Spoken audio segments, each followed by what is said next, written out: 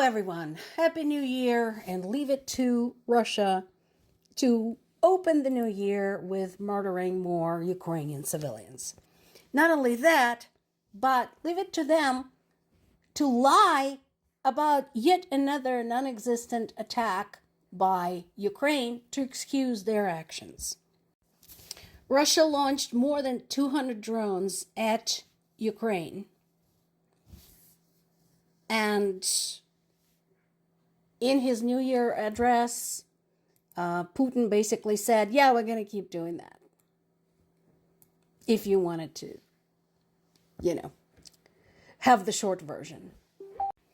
Zelensky, in turn, during his speech, reiterated that while Ukrainians want peace, they don't want peace at any cost.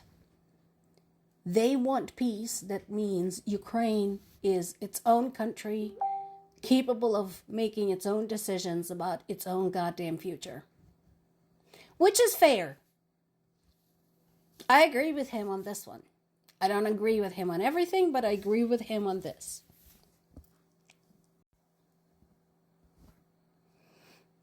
Meanwhile, while speeches were going on and rehashes of the so-called peace effort were going on, the emergency services were busy putting out the horrific fires in Ukraine's northwestern Volyn region, where some of the attacks ended up landing. And this is something I actually had a chance to talk to my parents about. So, of the 205 Shahed drones that Russia had launched at Ukraine, they were able to down 176, but there were still 24 that were left and struck at 15 different locations. Meanwhile, among other things, during his meeting with Trump, Zelensky begged for not even the Tomahawk missiles. No. He begged for more ammo for the Patriot systems, which are the air defense systems. So this is not to attack Russia. This is not an offensive weapon. This is a defensive weapon. He asked for more ammo to be able to protect Ukrainian civilians from these attacks. Didn't happen.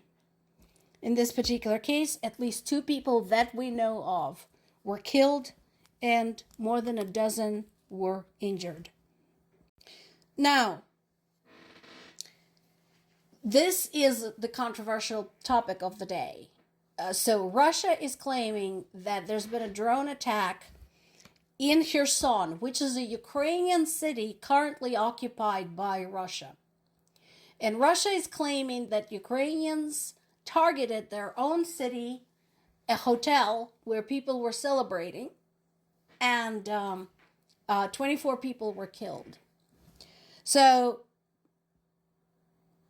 I am of the opinion that when Russia does these things, basically every accusation is an admission. They're kind of like Trump in that respect. So far, we have no evidence of Russia's version of events. And I said this many times in the past. Ukraine has been religious about the choice of targets. At this time, the Defense Forces of Ukraine have issued a statement stating that they adhere to the norms of international humanitarian law and strike exclusively at enemy military target, fuel and energy facilities of the Russian Federation and other legitimate targets. Now that last bit is a bit hedging, but again, this comes on the heels of their claims, Russia's claims, that Ukraine had struck Putin's personal residence in Novgorod, a claim that had since been proven a complete pile of bullshit. So, I tend to pretty much believe that this is crap as well. Either they staged the attack themselves, or something blew up and damaged a civilian facility, which happens kind of a lot on Russia's watch and in Russian occupied areas.